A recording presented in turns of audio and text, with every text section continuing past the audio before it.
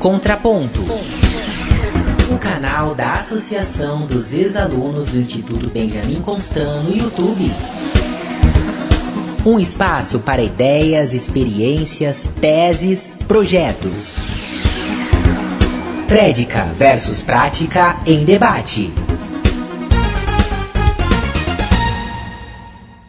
Eu sou Lothar Bazanella, estou aqui a pedido do Valdenito de Souza, meu amigo, para fazer a segunda entrevista em homenagem do jornal Contraponto aos pioneiros na informática para cegos na América Latina. Infelizmente, a primeira matéria foi em homenagem ao Domingos, de forma póstuma, pelo seu falecimento em 19 de agosto passado. E hoje entrevistarei o Márcio, que também é um dos dois pioneiros da América Latina em programação para cegos. E para mim é um motivo de muita honra em substituir o Valdenito e entrevistar o meu mestre, Márcio, que em 73 eu fiz parte do primeiro curso de linguagem Assembler e COBOL para computadores IBM. Márcio. Muito bem. Bom dia, boa tarde ou boa noite. Meu nome é Márcio José Amoroso Quedinho, nasci aos 27 de abril de 1941 e estou muito honrado e emocionado com o convite do meu amigo Lothar em poder estar aqui prestando um depoimento do que foi a nossa carreira, do que foi o nosso início, pois foi juntamente com o Domingos que iniciamos a trajetória no SERPRO e o primeiro curso para programadores com deficiência visual ou cegos. Então estou aqui à disposição do doutor Lothar Antenor Bazanella. Menos. Antes de mais nada, Márcio, eu quero expressar a minha admiração e a minha eterna gratidão pela iniciativa de vocês e quero que vocês saibam a importância da iniciativa de vocês na minha vida e de tantos outros cegos que até hoje estão se beneficiando e formando novos seguidores da carreira de vocês. Agora eu gostaria que contasse como é que tudo isso começou. Muito bem. Nós frequentávamos o Centro de Reabilitação da Fundação hoje Dorina Noio para Cegos. Fazíamos um trabalho junto de acompanhamento profissional. E num comentário de uma colega frequentadora também do Centro de Reabilitação, a Sandra Tastaldi, ela disse: a NASA tem programadores cegos. E a gente não sabia muito bem o que era, mas por acaso, naquela época, as rádios, a televisão, tinha muita propaganda sobre cursos de formação de programadores. Nós pegamos a ideia e saímos a campo, à procura de alguém ou alguma instituição que nos ajudasse. Foi quando, por acaso, encontramos numa escola de nome Esquema, que era onde a Burroughs dava cursos, o Henrique Rosenfeld, um analista da Burroughs, que pegou o peão na unha e se prestou a nos prestar os ensinamentos, apesar do chefe dele dizer que não acreditava no que ele queria fazer. Mas como ele era teimoso, esse chefe dele cedeu às sextas-feiras à tarde para que o Henrique nos encontrasse e pudéssemos conversar. E junto com o Henrique nós desenvolvemos o primeiro trabalho em cima de um Burroughs B500, que era um computador de segunda geração. Só para ter uma ideia, era um computador que tinha de memória 19.200 bytes. Hoje é uma coisa absurda. E com ele casas de memória brasileira. É um absurdo. Eram 4 módulos e 4.800 bytes cada um. E mais. O byte do B500, ele não tinha 8 bits, ele tinha só 6 bits. Que coisa, era uma linguagem específica para computadores Boros. Boros. E nós aprendemos a linguagem de máquina, que era exatamente como a coisa acontecia lá dentro. Depois o assembler, quando estávamos para chegar no COBOL, apareceu uma oportunidade por via do Demerval, que era orientador profissional da Fundação Dorina, que ele ouviu propaganda, ou melhor, uma notícia no rádio, que o SERPRO estava contratando pessoas surdas para trabalhar na digitação. Na ideia dele, se contratar surdo, pode contratar cego. Foi conseguir uma entrevista e marcou uma para nós. Quando fomos a essa entrevista com a dona Sônia Ascar, que era chefe do recrutamento e seleção, como era uma entrevista técnica, ela falou, agora eu vou marcar com vocês com a área técnica. Muito bem. Marcamos e fomos conversar, na época, com o chefe da análise de uma unidade do SERPRO, que era o CTI, Centro de Tratamento de Informações, o chefe da programação também do CTI, que era o Antônio Guerreiro, e o chefe da análise da 8ª Unidade de Operações Regionais do SERPRO, conhecido como 8ª URO, que era o Maurício Scheidman. E o Newton, que era chefe da programação, não estava lá. Não foi a essa reunião.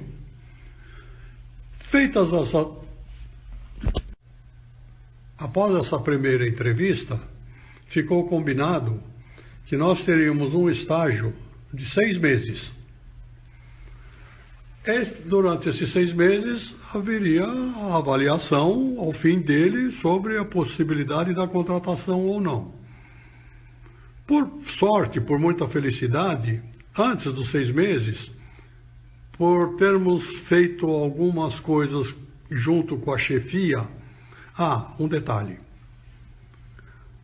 Exatamente o artista que não estava naquela reunião, que era o chefe da programação, foi com quem nós fomos trabalhar. Exatamente o ausente. Porque eles chegavam à conclusão que era melhor nós irmos para o CTI aprender COBOL. Não, nós fomos para a 8ª URO para aprender Assembly. E o chefe botou fé em nós. Ele dividiu o estágio em 2 partes. Primeiro, os 3 meses, teoria, que nós não sabíamos IBM. A gente tinha conhecimento de Boros. 3 meses de ensinamento teórico, 3 meses prático. Mas como a coisa andava meio apertada, antes dos 3 meses terminarem da teoria, nós já entramos na parte prática. E fomos felizes em termos feito um programa que ajudou um analista que estava em simulação num sistema grande de arrecadação federal em Belo Horizonte, a detectar um erro de arquivo, e ele manda parabéns para os meninos que eles me ajudaram a achar. Quer dizer, isso já em COBOL? Não, Assembler. Assembler do IBM. Assembler IBM. Assembler IBM. E aí a sorte nos contemplou, e antes dos 6 meses, era até 18 de abril, que nós começamos o estágio, em 18 de outubro de 71. A partir de 1º de abril, fomos contratados como programadores júnior, que no SERPRO era C, e aí começou o nosso desenvolvimento e a nossa aplicação. Muito bem. Então, Márcio, e como é que surgiu a ideia de se oferecer cursos para os cegos do Brasil inteiro? Que eu sou um que fui beneficiado desse primeiro curso em 73. Bom, o que aconteceu é que, além da procura de uma possibilidade de trabalho, paralelamente, nós estávamos difundindo a ideia de uma entidade que visasse contemplar o cego socialmente, profissionalmente, esportivamente. Então, estava em nossos planos e realmente fundamos o Instituto Brasileiro de Incentivos Sociais, IBS, que era uma instituição que visava promover o cego na sociedade, genericamente. E como nós tivemos essa oportunidade de estarmos fazendo o estágio no SERPRO, veio a ideia de fazermos o primeiro curso para programadores cegos. Fizemos um experimental no Liceu Coração de Jesus, para Boros B500, apenas experimental. Em seguida, no ano de 1973, fim de 72, começo de 73, apareceu uma oportunidade excelente junto à ITT, International Telegraph and Telephone, de nós desenvolvermos esse curso, e não só para São Paulo, como em âmbito nacional.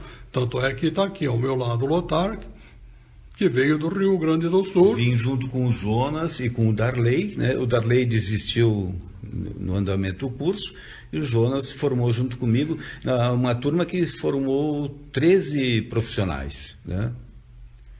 Então, e baseado nisso, e com o apoio da ITT, desenvolvemos o primeiro curso para formação de programadores. E desse primeiro curso, aí vem a importância significativa do SERPRO, porque o SERPRO, além de nos dar a oportunidade de trabalhar, também, quando terminou o primeiro curso, o SERPRO deu apoio para a abertura do mercado de trabalho para os demais. Tanto é que a 8ª URO de São Paulo contratou o Júlio, a Angélica, o Chico Machado e o Dino Zuega.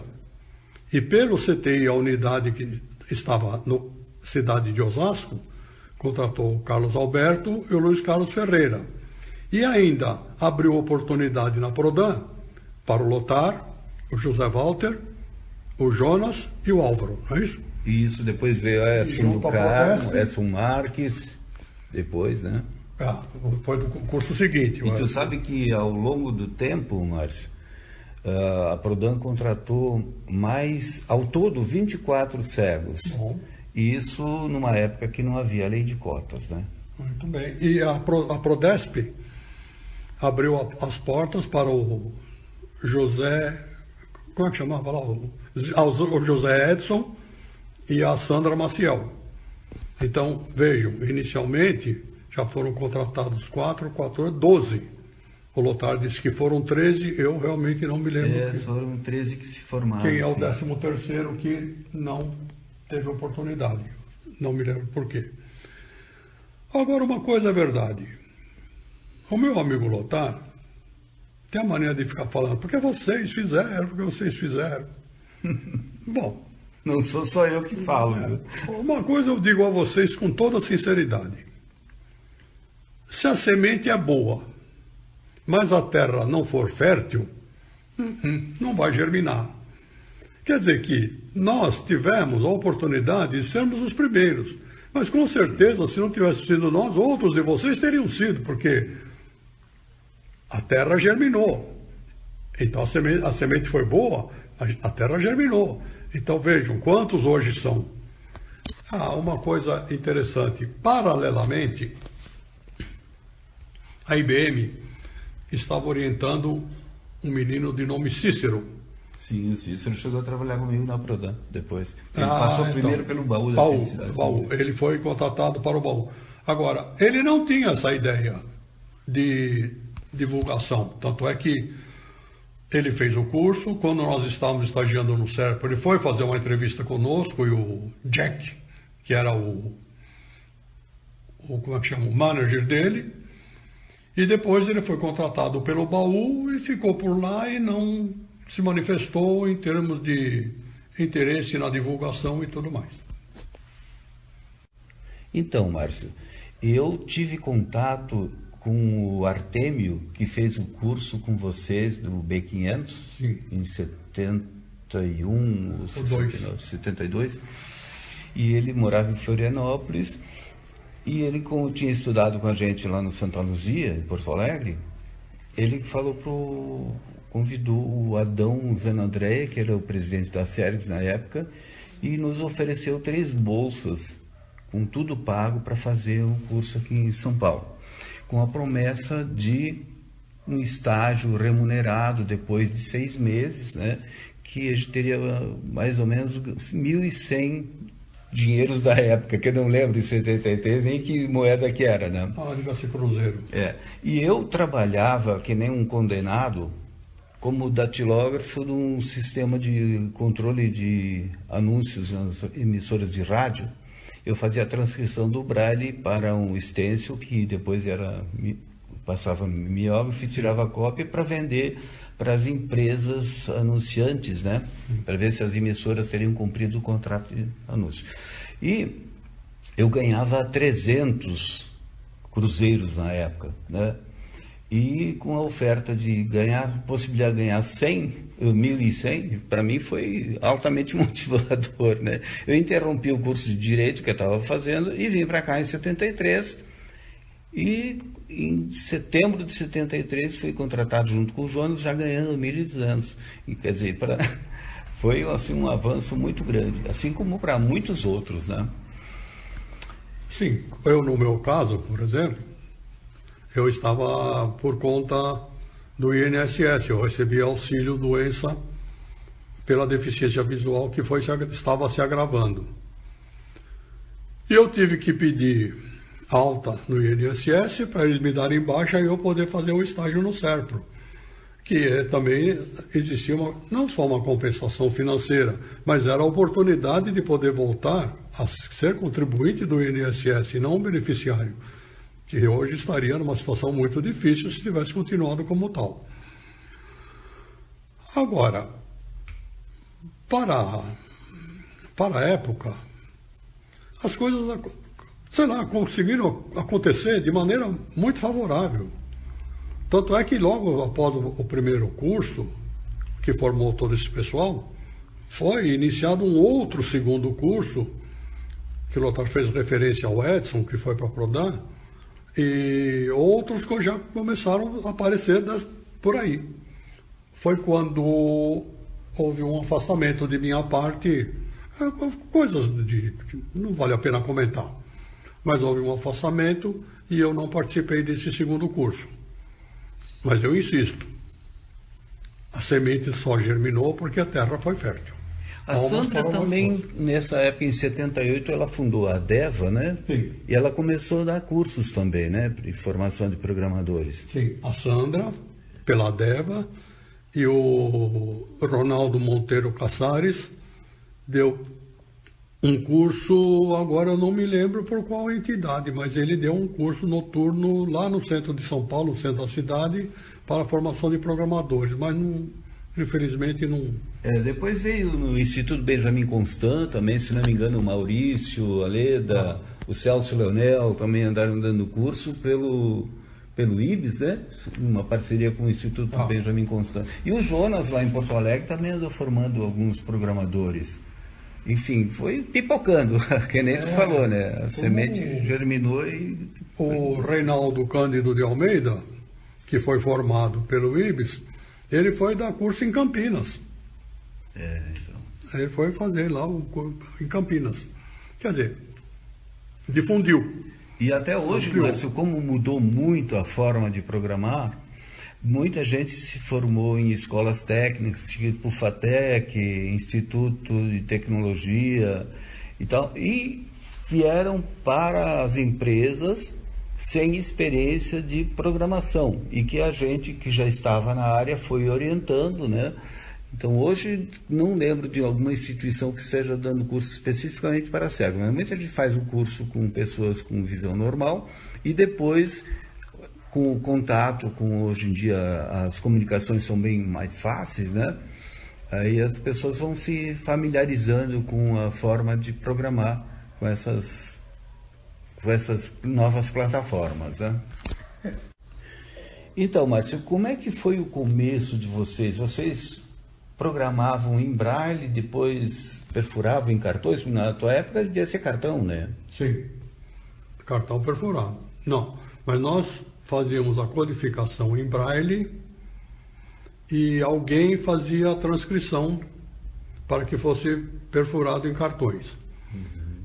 Por vezes, várias vezes, nós recorremos a um primo do Domingos, o Emílio. O Emílio. O Emílio Cessa, e ele codificava para nós naquela folha quadriculada. Tinha um formulário específico, né? Todo quadriculado. Tinha formulário específico. E aí, lá no CERPRO, nós tínhamos uma funcionária de digitação que fazia isso o dia inteiro, perfurava cartão para a área técnica, além do parque de digitação. E depois, com o auxílio de um colega, numa tábua de reglete, ao invés de ter aquelas regletes com tábua que vai se deslocando a régua, em vez de ser a régua do Braille, ele fez uma régua com 3 linhas perfuradas com 3 espaços para o assembler, que seria o label, o comando e os operandos. Sim. E algumas coisas eu escrevia ali e as meninas perfuravam os cartões. Nossa Senhora. Mas sabe que nós começamos também dessa forma, datilografando, e alguém perfurava. Depois a gente descobriu que o teclado da perfuradora 029 da IBM era idêntico ao da máquina de datilografia, a gente já perfurava direto, né? Sim. Só que a partir dali é que estava o problema, a gente dependia de alguém que enxergasse para corrigir, fazer o resultado da compilação, né? Sim. E aí eu soube que no Rio de Janeiro tinha gente que lia o cartão perfurado com tato, né? Isso eu não me arrisquei a tentar, nem sequer tentar. Aí soube também que no Rio tinha um programa listador Braille, né? E usava o caractere ponto da impressora, rebatendo 4, 5 vezes no mesmo lugar, e com formulário triplo, né, de formulário carbonado, que formava o relevo no verso. Aí, como naquela época as comunicações não eram tão fáceis, nós tentamos obter uma cópia e, como demorou um pouco, o Edson Marques e eu criamos um programa. A primeira versão foi em COBOL, né? Depois, como eu conhecia bem o Assembler, convertemos esse programa em Assembler e que chamamos de Libra, listador Braille, que foi distribuído para diversas empresas do Brasil, inclusive para uma empresa da Argentina. Isso ajudou bastante. Depois, com o surgimento dos terminais com resposta audível e mais recentemente os computadores, os microcomputadores, aí já facilitou bastante o nosso trabalho, né? Sim, nós tínhamos algumas coisas que a gente procurava preservar. Independência relativa.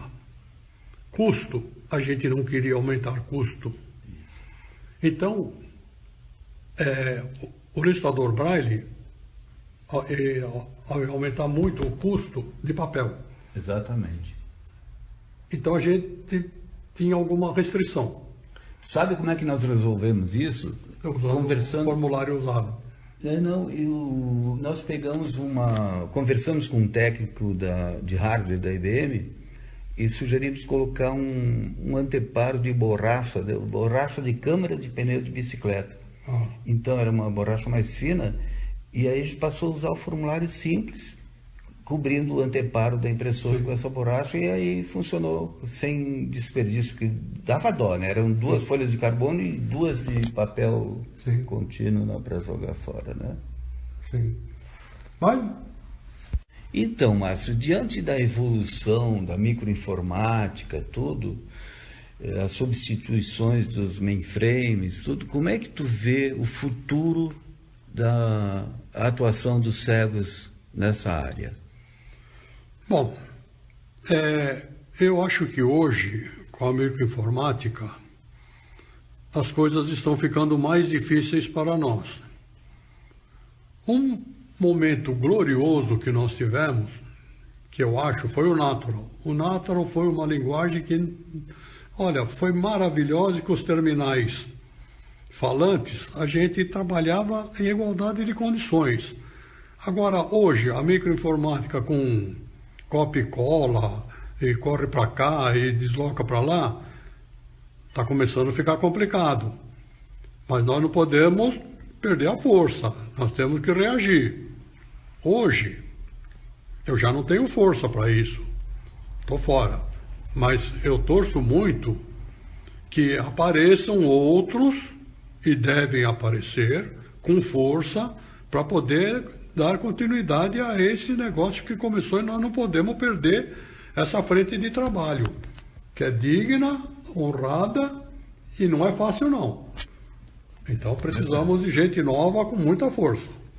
Eu lembro, Márcio, que na virada do milênio, eu tive uma oportunidade de ir para o suporte técnico, porque eu era um dos únicos programadores em Assembler. E aquelas rotinas todas de cálculo e consistência de datas eram todas em Assembler, né? Hoje, tu vê, são funções dentro de uma linguagem dessas de alto nível, né? Então, a parte de programação mesmo mudou muito, né? Que hoje o cara arrasta um ícone aqui, o outro ícone ali, monta uma tela em minutos, né? E quando os cegos, acho que vão ter que buscar novas formas de atuar por trás dessas plataformas mais facilitadas, assim, para quem enxerga, né? Apesar de que, Lothar, hoje, e eu acho que durante muitos anos ainda, uma linguagem que necessita de profissionais é o COBOL. E o COBOL é acessível para nós. Sim, bastante. Porém, o COBOL, ele está restrito a grandes instituições bancárias e etc. Não é tão comercial, mas ainda há necessidade. Sim. E é uma maneira de ainda nos segurarmos por aí, dentro do Sem nosso velho contar COBOL. que muitas aplicações estão rodando no mainframe ainda, né? Sim. E só essa parte do front-end que a gente fala que está mais facilitada, assim, mas o que roda lá por trás de tudo isso ainda é acessível para nós, né? Perfeito.